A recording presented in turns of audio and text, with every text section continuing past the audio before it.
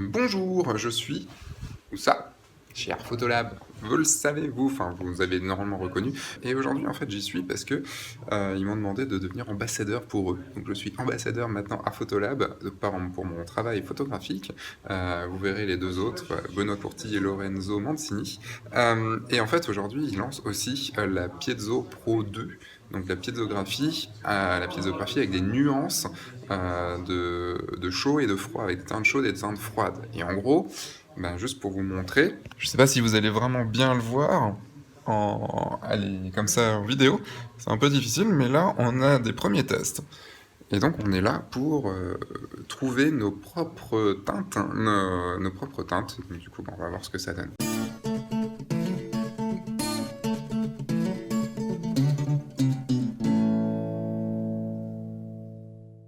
Bonsoir Lorenzo, bonsoir Sébastien, bonsoir Benoît. D'abord, au nom de l'équipe de la team Art Photolab, merci d'avoir accepté de jouer le jeu et d'accepter ce rôle d'ambassadeur de la Piezographie Pro. Mais la Piezographie Pro, c'est un moyen d'apporter une nouvelle richesse aux images noir et blanc avec ce qu'on appelle du split tonic, tu donneras le détail, mais avec des virages partiels sur différentes nuances de l'image. Des nuances de gris de ton image. Aujourd'hui, on va parler de la Piezo Pro, donc on va parler de quelque chose de révolutionnaire. Juste pour vous présenter le concept, on a fait des virages simples, à 50% sur du froid, à 100% de la valeur des encres froides de la Piezo Pro. Et la même chose de l'autre côté, 50% de valeur chaude, 100% de valeur chaude. Ce qui veut dire que dans les deux extrémités, on travaille exclusivement avec les encres froides, exclusivement avec les encres chaudes. Le but de votre travail aujourd'hui, c'est non pas de faire des virages simples, mais ce qu'on appelle du split tone. C'est-à-dire qu'on va travailler sur l'ensemble des densités, enfin des teintes qui nous sont offertes pour créer vos propres images. Donc, on va travailler d'une façon très basique, très simple. On va travailler avec une image foncée, une image dense et une image plus claire. Et vous allez parler tout simple. Vous allez faire chacun un premier tirage, un premier réglage, en disant par exemple, bah tiens, moi je voudrais tester des noirs froids avec des hautes lumières assez claires, assez chaudes. Et on va vous fabriquer une courbe. On va faire les tirages, on pose les tirages, vous réfléchissez, vous corrigez. On peut tout à fait imaginer qu'il y ait une partie des ombres qui soit froide, que les demi-teintes après soient chaudes, que ça repasse en froid. Donc c'est la courbe qui va déterminer ça en fait. Exactement. Parce que vous travaillez de manière ponctuelle sur les zones claires. Exactement. Exactement. Okay, ouais. Pour être assez simple, on va travailler en noir, 3/4 de ton, demi-ton, quart de ton, haute lumière. Si on y va, on avance tout doucement, on a du mal à le voir. Il faut mieux taper un petit peu dans les extrêmes, aller un peu fort et réduire ensuite. Qu'est-ce que ça va apporter au langage photographique?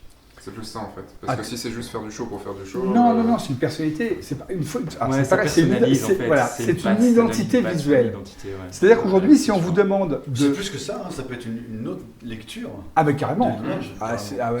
Complètement. Mais l'interprétation de la photo, l'esthétisme, votre personnalité, parce que c'est pareil, vous prenez une courbe qui porte votre nom, c'est une courbe c'est votre personnalité dans vos images. Avec le gros avantage, c'est que quand vous faites des recettes, des micros sur Photoshop, qu'est-ce qui se passe? Alors vous pouvez faire vos propres courbes, mais souvent vous allez les adapter, vous allez les bouger. Donc vous n'aurez jamais une véritable identité entre deux images. Alors que là, une fois que la recette est faite, c'est une recette précise. Votre image aura une véritable identité, quelle que soit la photo que vous donnerez. Beaucoup de gens nous demandent l'intérêt de la piezographie. Testez, vous comprendrez l'intérêt. La qualité du tirage. Pour un tirage qui fait cette taille-là. Let's go, hein. Allez, c'est parti, on est go. On va décomposer l'image en noir, 3/4, demi-ton, quart de ton, haute lumière. Comme ça, c'est clair dans la découpe de l'image. Et vous dites, dans mes noirs, je vais être plutôt froid. Et puis, dans les quarts de ton, je vais être un peu moins froid. Et on parle comme ça. D'accord? On ne donne pas de valeur. Il faut imaginer ce que ça va Oui, rendre, en fait. exactement. C'est pas évident, il y a une Ah, mais projection, là. Théoriquement, ta courbe, Elle devrait être pareille, tu veux dire, logiquement, la même courbe est applicable aux deux images. C'est là où ça complique la tâche. Ah oui, non, Ce qui n'empêche pas d'avoir des choix stratégiques différents, mais à la base, c'est d'essayer d'avoir la même courbe pour vos deux images. Je décide de démarrer ma première séquence sur les ombres froides et les hautes lumières chaudes. Par exemple, qu'est-ce que ça va donner sur le papier? ton premier tirage, Benoît, va te donner après une indication pour avancer parce que là, tu vas rentrer sur des vraies valeurs et tu vas dire « Ah non, ça ne me plaît pas, c'est pas beau ». Prends une direction, quelle qu'elle soit, tu dis voilà, mais croise, par contre, on est sur les splitonis, donc tu croises les chauds et les froids. Et ça c'est 100% froid, ça c'est 100% chaud. Ok. Donc Donc là, là, je vais te donner une idée déjà de si tu veux vraiment plus 100% ou plutôt quelque chose de plus doux, tu vois, de moins saturé, etc. Le miracle pour nous, enfin, ce qui a été fabuleux, c'est le premier tirage qu'on a sorti. Hein. On sort le premier tirage et puis c'est pareil, on était dans les extrêmes volontairement. Et on casse les valeurs pour voir si ça réagissait. Et là, tu te dis waouh. Et après, j'ai commencé à jouer pourcentage par pourcentage. Et là, tu vois la chose évoluer. Et là, tu te dis, c'est juste énorme. Mais vous allez voir, ça va. Là, une fois de plus, hein, on a tout cassé, on a tout inversé. C'est pour que vous vous rendiez compte ce que des bascules à 100% peuvent donner.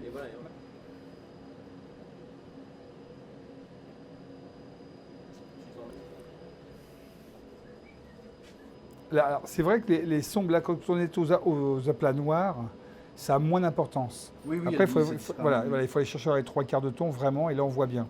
Ça, c'est incroyable parce que toi, tout est joli. Après, c'est arriver à marier les subtilités, trouver ce qui sera le plus esthétique et ce qui plaira le plus. Mais regarde toutes les nuances, regarde, les photos sont complètement différentes, quoi. Ouais, c'est vraiment pas évident. Ouais. J'ai adoré celle-ci, puis Et- je passe là, ouais. le temps de m'adapter, Ouais. je préfère celle-ci. Ouais, c'est ça, ouais. Par contre, il y a un truc, Par contre, regarde, ça le comme ton chaud, quand on l'a plus, par contre, ça manque à l'œil. Oui, il manque aussi. Ça manque quand il n'est plus là. Il faut qu'il soit présent légèrement. Là, C'est un peu le problème, trop. c'est que à ton image, ce qui fait mal à ton image, c'est que c'est les courbes inversées. C'est-à-dire que comme on est un peu fort dans les extrêmes, ça ne sert pas ton image. Alors que tu vas voir ton image dans les prochaines... Elle est mieux servie là. Oui, bien sûr. Parce que cette courbe inversée fonctionne mieux que celle-là. Maintenant, après, c'est là où il faut équilibrer. C'est qu'est-ce qui te plaît. Or qu'il y a quand même des choses qui me plaisent ici. C'est pour ça, que je n'ai pas. traduis-le. On va jouer sur les teintes et on va les diriger. Alors, le Là, on problème- est dans les ombres. Oui, dans les zooms, mais avec le background qui t'apporte de la haute lumière.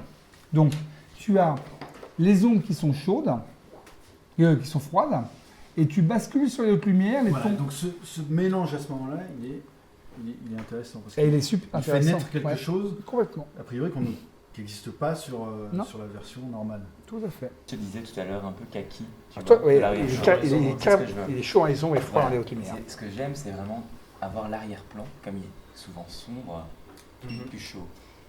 Par contre, ce que j'aime moins, c'est quand les blancs purs deviennent comme ici. Parce que là, ça donne un ton un peu plus... passé, Cette fameuse tu vois, effet de voilà. solarisation. J'aime Complètement. beaucoup moins, on s'approche du sépia et c'est un truc que j'aime Complètement. moins.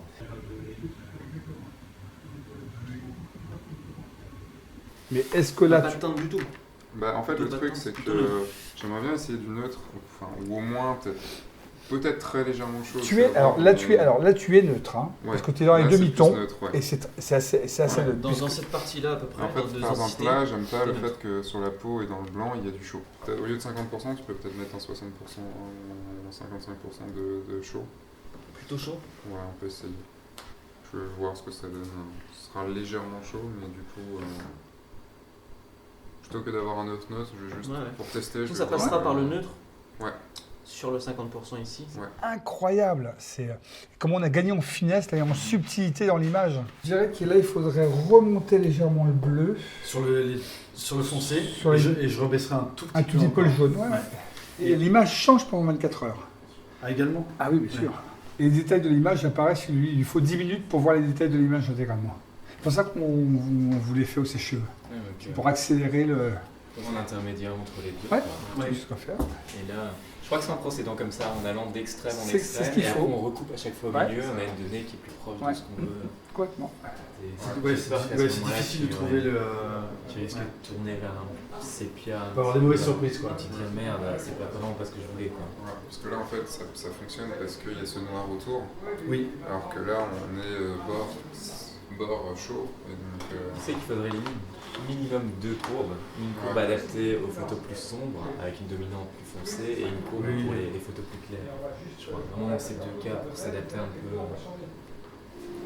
Et ça, c'est des photos on a qui plus sont l'impression trompeuses, de en jouer. fait. C'est pas évident de juger parce qu'il y a tellement de tons moyens dedans, tu vois. C'est une palette tellement large que Mais c'est là où il faut être super pointu. Voilà, c'est super difficile d'avoir quelque chose. C'est vraiment différent.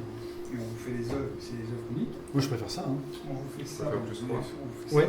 À cause de l'image, hein, c'est très subjectif. Enfin, c'est vraiment. La solution, Les teintes froides apportent vraiment quelque chose. sur toute la matière de roche, etc. Ça là, l'équilibre est super beau là. Ouais. J'aime beaucoup l'équilibre de cette image là. Ah ouais, dans les chauds, dans les noirs très chauds, c'est marrant parce que tu vois, c'est quelque chose que j'imaginais pas et le résultat est fantastique. Et c'est là que tu as exactement les tonalités dont on parlait. Ouais, c'est ça. Et limite, j'aurais même voulu pousser encore Sur plus cette heure, l'arrière-plan, tu vois, un peu plus. Et vous n'avez pas du tout les mêmes réglages. Il n'y en a Oui, pas un qui se ressemble. Ouais, c'est ça qui Tu avais dit tout à l'heure qu'on aurait tous Je pensais que vous alliez tous aller vers une... Aucun. Il faut arriver au bon là-dessus d'abord. Donc moi, je remonterai un peu, je réchaufferai un peu à partir de demi-ton, de façon à ce qu'on ait un meilleur dégradé ici. Non, Ouais. du coup, c'est cool parce que du coup, c'est celle-là que je préfère. Du coup, C'est maintenant. rassurant. Oui. Parce qu'il m'aurait dit l'inverse, je me dis putain, tu commences à faire chier.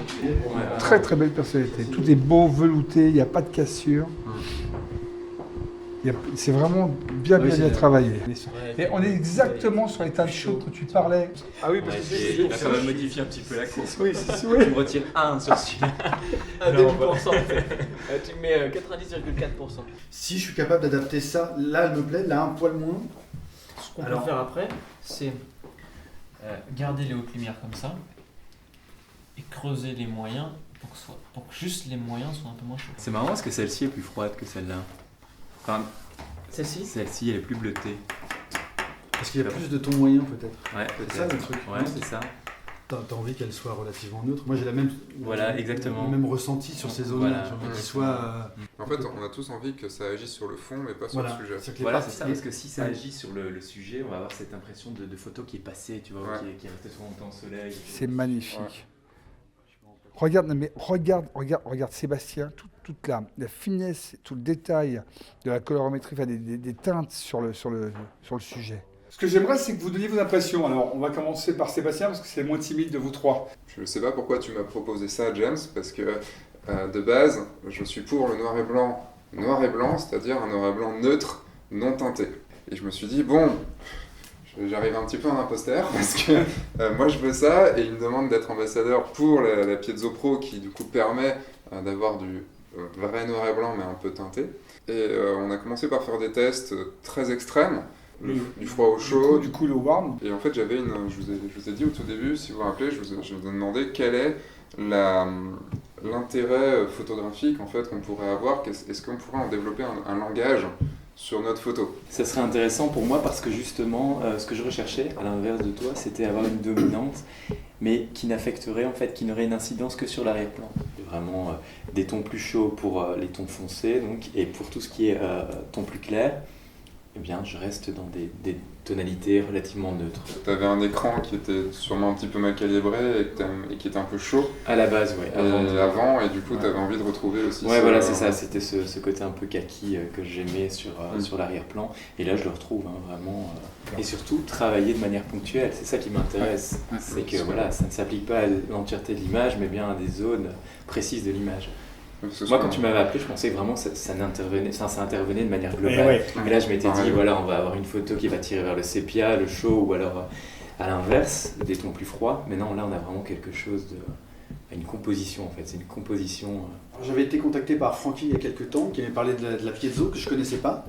Et du coup, c'est une double découverte parce que je découvre la Piezo avec le côté complètement mat sur les noirs profonds. Et en même temps, des nouveaux virages, effectivement, sur les tons clairs. On peut jouer sur froid, on peut jouer sur toutes les densités.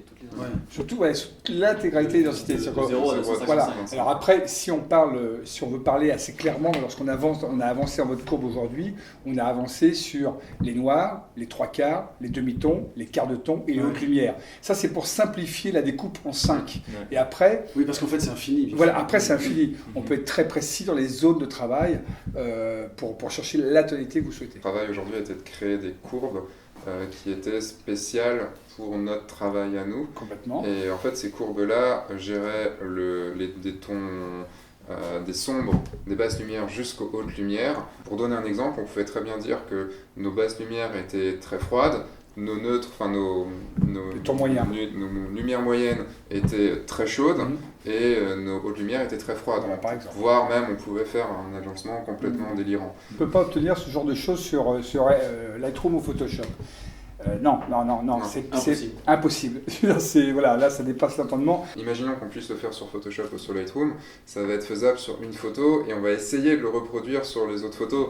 Alors que là, on se fait un noir et blanc neutre sur notre ordinateur et après, c'est la sortie qui donne cet aspect plus chaud ou plus froid.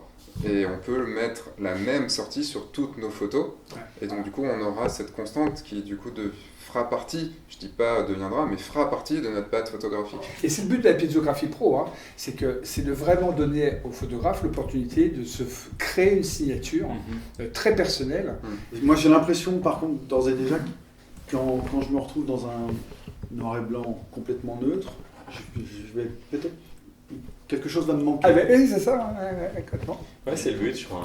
Oui, bien sûr. Je crois qu'après notre regard s'affine et voilà. Donc, alors, en fait, tu nous rajoutes du boulot parce qu'on a déjà le boulot de la prise de vue, on avait déjà le boulot de la putain de post-traitement, et maintenant on a le travail de venir vérifier que nos photos elles sont bien tirées comme il faut. Après, ça va donner du boulot. Alors je sais pas, après, c'est super intéressant ce qu'on a fait aujourd'hui. J'ai appris à raconter un petit peu une histoire, à réinterpréter en plus l'histoire que je voulais raconter dans cette photo. Alors ce qui est très intéressant, c'est que je me suis aperçu qu'il y avait moyen de donner encore davantage de relief en jouant subtilement entre les tons, etc. Benoît a demandé, alors c'est vrai que l'image est un peu neutre sur la diffusion des vidéos, mais Benoît nous a fait travailler les ombres sur des ombres assez froides pour terminer, et réchauffer les hautes lumières sans passer sur des couleurs trop chaudes et trop sépia ou trop ocre. Et du coup, effectivement, j'ai cette impression de relief. C'est-à-dire que mes tons foncés, j'ai l'impression qu'ils sont encore plus loin et que les tons clairs sur la chair, par exemple ici, j'ai l'impression qu'ils ressortent davantage et du coup ils sont un petit peu réchauffés et ça augmente la profondeur. Ouais, c'est ça. C'est qu'en fait, on crée ces photos pour Sébastien, c'est ce que j'ai dit tout à l'heure, c'est qu'avec le travail que vous avez fait sur vos teintes, vous êtes arrivé à créer presque des images en 3 dimensions. C'est vrai que la façon dont tu as travaillé, et là je suis extrêmement surpris du résultat, c'est de voir comment se détache ton modèle, qui est sur des teintes assez claires et assez chaudes, et tu as choisi des teintes froides sur l'arrière-plan. On a vraiment l'impression d'avoir une image en 3 dimensions avec carrément 2 tirages l'un sur l'autre. Si on peut, c'est irréel. Le truc, c'est que déjà dans cette photo, il y avait une rupture entre le fond et le devant, enfin les plans qui étaient vraiment sur le devant éclairé et le fond ici. Comme ici c'est plus sombre, j'ai mis des teintes plus froides dans les très très sombres, et donc du coup ça donne encore plus, ça remet encore plus en avant ce qu'on voit la roche, le premier plan. Tout autour c'est plus froid, alors qu'ici du coup on est revenu sur quelque chose d'un peu neutre, et donc du coup elle est aussi entourée, elle était déjà entourée de très sombres, elle est entourée encore plus d'un sentiment un peu plus froid. Et ça raconte une histoire encore plus palpitante. Les teintes sur les 6 photos qui sont présentes devant vous, que vous avez faites, sont vraiment des choses qui sont absolument irréalisables en noir et blanc. Je veux dire, parce que je veux dire, toi, entre les tons, Benoît, tes arrière-plans froids, tes premiers plans chauds, en plus vous n'avez pas travaillé de la même façon, c'est-à-dire que vous avez 3 courbes. C'est intéressant, effectivement. Ouais. Et quand je vois le résultat aujourd'hui, je ne reconnais plus vos images par rapport à ce matin, même par rapport aux tonalités neutres. Alors, vous êtes trop dedans et vous avez beaucoup travaillé vos courbes. Aujourd'hui, tes images, tu fais un tirage piezo, c'est ce que j'ai demandé, je répète Nicolas, tu fais un tirage piezo traditionnel à côté, c'est juste pas la même image. Je pense que si là je la regarde comme ça, je fais... elle n'est pas très différente de ce que j'avais fait avant. Voilà, c'est ça. Mais si je remets la photo d'origine, c'est ultra flagrant. On a tous fait le test, effectivement. Je dirais que c'est un nouvel outil qu'on a pour raconter nos histoires. Voilà, c'est ça. C'est un nouvel outil qui